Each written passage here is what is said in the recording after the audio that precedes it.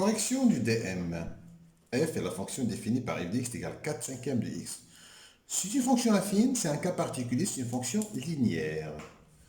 Alors, première question. F est une fonction linéaire, constante, cube. Cube, je rappelle, cube, c'est la fonction qui a x dans x3. On ne l'a pas au programme. Donc, c'est une fonction linéaire, c'est la bonne réponse. L'image de 10 par f, c'est 40 divisé par 5. Et 40 divisé par 5, ça fait 8. Donc, c'est la bonne réponse. L'antécédent de 1 par f. Alors, l'antécédent de 1 par f, c'est-à-dire quand est-ce que si je fais avec une équation f de x est égal à 1, équivaut, ce symbole, ça veut dire c'est équivaut, est-ce que 4 cinquièmes de x est égal à 1? Ce qui me fait que x est égal à 5 quarts. 5 il monte là et 4 il descend, donc 5 quarts. La bonne réponse, c'est 5 quarts.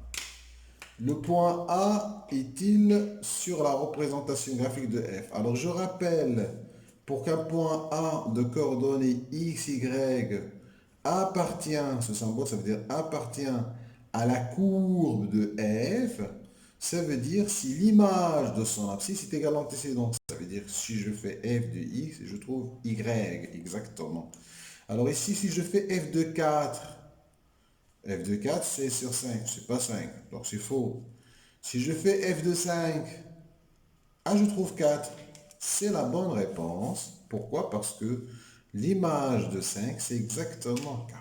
Donc ça, c'était pour la première partie. La deuxième partie, on nous propose une autre fonction, mais cette fois-ci, c'est une fonction, sans doute, que vous avez deviné vite fait, c'est une fonction affine. C'est une fonction qui s'écrit de la forme ax plus b. Donc je rappelle que une fonction affine, ça doit être de la forme ax plus b.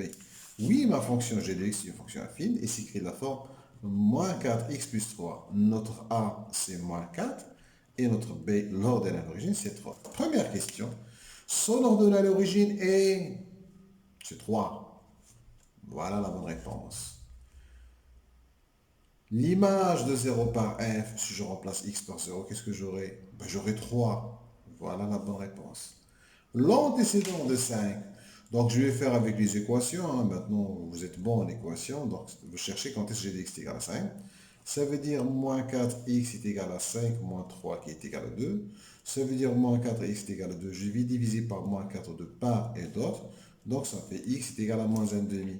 Donc, l'antécédent de 5 par la fonction affine g, c'est moins 1,5. Voilà. Comme tout à l'heure, la droite qui représente la fonction g coupe l'axe ordonné en. Alors, ce b, la signification de b, c'est l'ordonnée à l'origine. Donc, ça veut dire que ma fonction, quand il traverse mon axe des ordonnées, elle passe par ce point 3. Mais je peux toujours, ici j'ai les coordonnées, je vais remplacer x par 0. Alors, si je remplace x par 0, j'aurai 3. Donc, je n'aurai pas moins 3 ni moins 4, mais 3. Donc, voilà le point où il coupe l'axe des ordonnées. Et puis, la petite dernière question, est-ce qu'il passe par le point de coordonnées moins 2, 11? Donc, si je remplace x par moins 2, j'aurai 3 plus 8, c'est 11. Ça marche. Voilà, donc du premier coup, ça marche. Parce que l'image de moins 2, c'est 11. C'est pas moins 5 et c'est pas 3. Voilà donc pour notre QCM. Première fonction, c'est la fonction f de x est égale moins 4x. Première question, quelle est la nature de cette fonction? Sûrement, vous avez deviné vite fait, c'est une fonction linéaire. Donc, c'est une fonction linéaire parce qu'il s'écrit de la forme ax. B, donc linéaire au a, c'est moins 4. B, calculer l'image de moins 3. Donc, on va calculer f de moins 3. C'est moins 4 fois moins 3, c'est 12. C, l'antécédent de 28, c'est-à-dire nous cherchons quand est-ce que f de x est égal à 28. Alors, f de x est égal à 28. Ça revient à calculer, à résoudre l'équation moins 4x est égal à 28. Ce qui fait que x est égal à 28 sur moins 4 est égal à moins 7. Donc, l'antécédent de 28 est moins 7. Voilà pour ma première fonction. Juste devant une autre fonction qui est aussi simple, c'est la fonction 2x plus 3. Première question, quelle est la nature de cette fonction? C'est une fonction affine où a est égal à 2 et b est égal à 3. Donc son coefficient directeur c'est 2 et son ordonnée à l'origine c'est 3. L'image de moins 4, donc on va calculer G de moins 4. Ça fait 2 fois moins 4 plus 3. Moins 8 plus 3, c'est moins 5. Et si je veux l'antécédent de moins 9, donc je vais résoudre l'équation G de x est égal à moins 9. Ce qui revient à faire 2x plus 3 est égal à moins 9. Ça veut dire 2x est égal à moins 9 moins 3, ça fait moins 12. Et j'aurai x est égal à moins 6. Donc, un antécédent de moins 9, c'est moins 6. Voilà pour mon exercice. Ensuite, on nous propose ici, par lecture graphique, déterminer les expressions de f1 et f2. Alors, ma fonction f1, c'est la droite D1 que je vais surligner. Alors, pour connaître l'expression, c'est très simple pour ma première question. Pour f1. Alors, c'est quoi b, l'ordonnée à l'origine? Ben, c'est 2. Et mon a, je vais prendre 2 points et faire vertical sur horizontal. Parce que là, quand j'augmente de 1, c'est pas précis. Donc, je vais prendre 2 points, mais bien choisis dans l'intersection. Par exemple, si je prends celui-là avec celui-là, et je vais faire vertical suivi d'horizontal. Alors, je pars de ce point. Vertical, je descends de 2. Quand je descends, je compte négatif. Quand je monte, c'est positif. Et puis, horizontalement, j'avance de 3. Donc, ça fait 3. Et donc, c'est moins 2 tiers. Et donc, ma fonction f1 de x est égale à moins 2 tiers de x plus 2. Ma deuxième fonction, c'est cette fonction-là, que je fais en rose. Donc, je vais appeler f2. Alors, pour ma fonction f2, donc ça, c'était f1 en vert. Pour ma fonction f2, mon b, pour f2, quoi est égal b? L'ordonnée à l'origine, c'est moins 1. Voilà. Et pour A, là, j'ai pas de problème. Quand j'avance de 1, je monte de 1. Ben, vraiment, c'est le cas particulier. Donc A, quand j'avance de 1, je monte, donc c'est 1. Et donc, je peux vous dire que f2 de x est égal à 1x moins 1. Voilà pour mes deux premières fonctions lecture graphique. Maintenant, pour représenter une fonction. Alors, pour représenter une fonction, nous allons faire de la même façon. Et nous allons, par exemple, pour représenter ma fonction g, qui est la g1, donc je vais représenter g1 de x. Alors, à quoi est égal b, à quoi est égal a? Donc, b, c'est moins 3, donc c'est l'ordonnée à l'origine. Et a, c'est 1 demi. Alors, b, c'est moins 3, donc je passe par là. Et puis, mon a qui est égal à 1 demi, en fait, c'est vertical sur horizontal. Donc, si je veux le faire doucement, horizontal 2, vertical 1, ou bien vertical 1 suivi d'horizontal 2. Je peux commencer par ce que je veux. Alors, je vais faire mon point. Et je vais faire vertical 1, ça veut dire je monte de 1. Horizontal 2, j'avance de 2. Et je vais joindre le point de départ avec le point où je suis arrivé à la fin. Et je vais obtenir cette fonction que je vais tracer doucement, minutieusement. C'est la courbe de G1. Voilà la courbe de G1. Pour ma fonction G2 de x, qui est égale à moins 3x plus 5, à quoi est égal A, à quoi est égal B? Alors B c'est 5 et A c'est moins 3. C'est moins 3 sur 1 si vous voulez. Hein.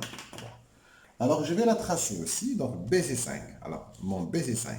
1, 2, 3, 4, 5. Donc voilà B. Je dois passer par ce point. Et mon A c'est moins 3 sur 1. Donc vertical sur horizontal.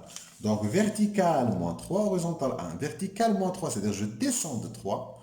Horizontal 1, j'avance de 1.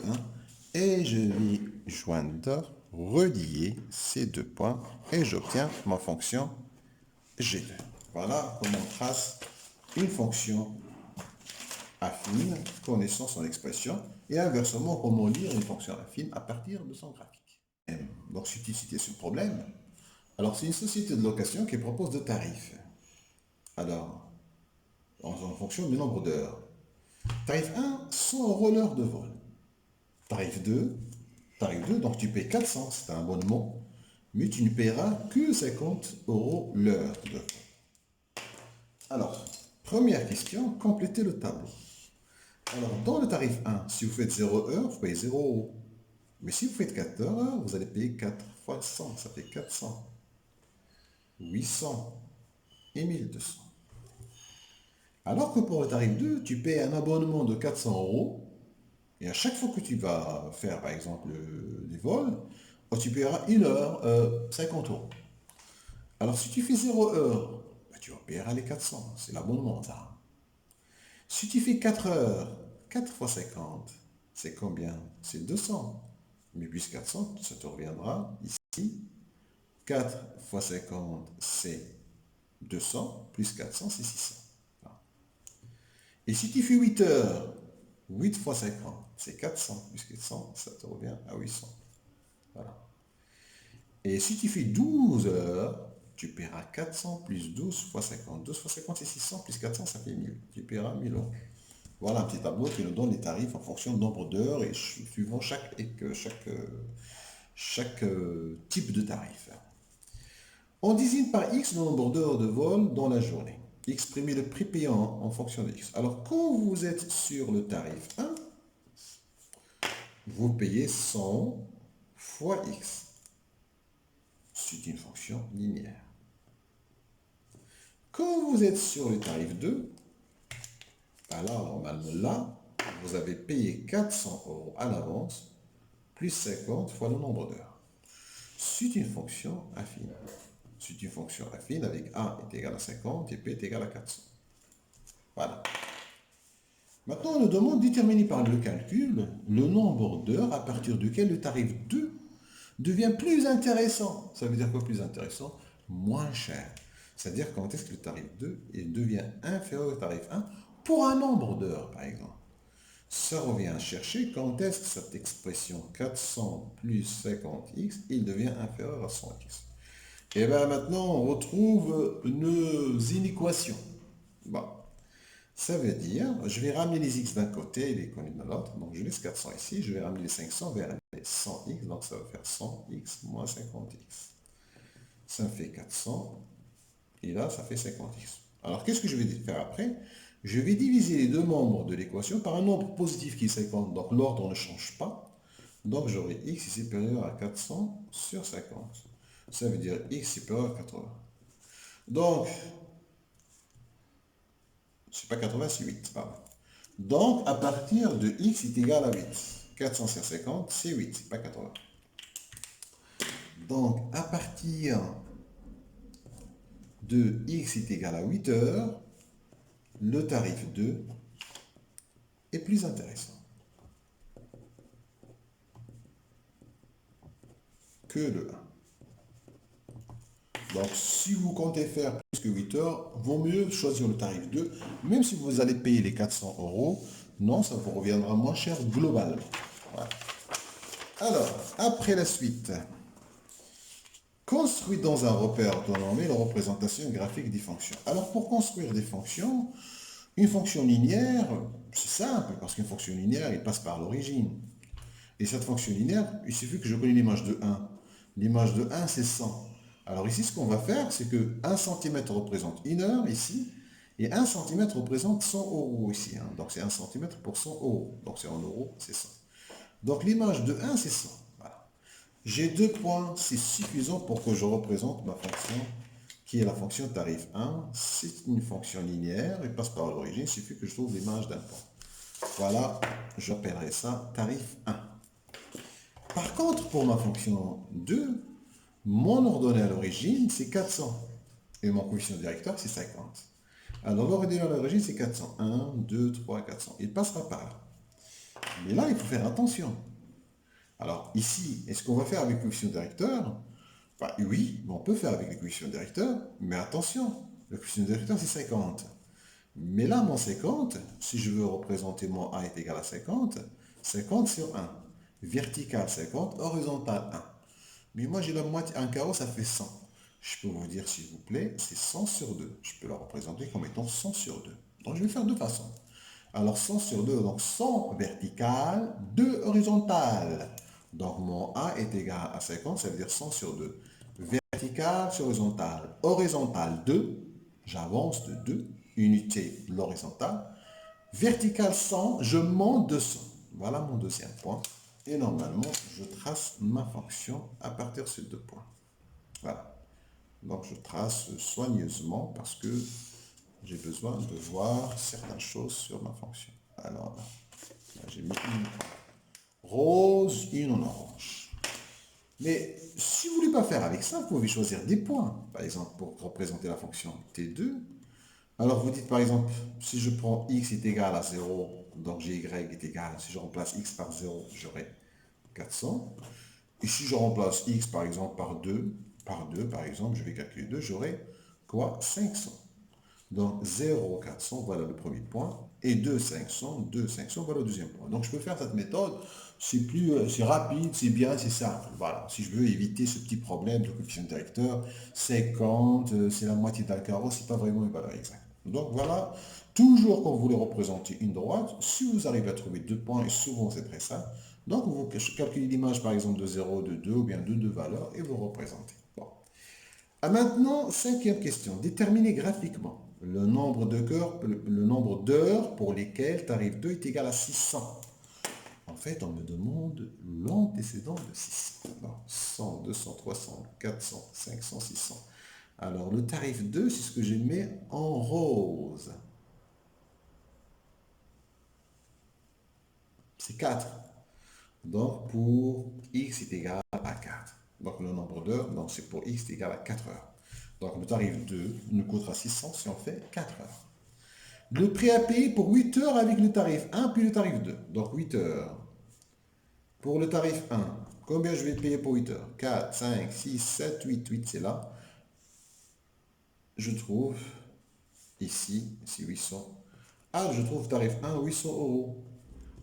Et pour 8 heures, le tarif 2, ah, je trouve aussi pour le tarif 2, 800 euros. Donc vous voyez que pour 8 heures, ça me coûte la même chose. C'est identique, c'est vraiment le seuil où c'est pareil. Alors, le nombre d'heures à partir desquelles le tarif 2 devient plus intéressant que le tarif 1. Plus intéressant, ça veut dire que la courbe du tarif 2, en dessous de la courbe tarif 2. La courbe de tarif 2, c'est ce que je mets en rose. Et tarif 1, c'est en orange. À partir de quel moment le rose, la courbe rose, devient en dessous de la courbe orange? Donc, vous voyez sur le graphique, c'est à partir de ce moment-là. Donc, à partir de x est égal à 8. Donc, à partir de 8 heures, au-delà de 8 heures, c'est plus intéressant de prendre le tarif 2 que le tarif 1. Et c'est ce qu'on avait trouvé tout à l'heure par le calcul. On a trouvé que pour x supérieur à 8, le tarif 2 devient moins cher que le tarif 1. C'est tout.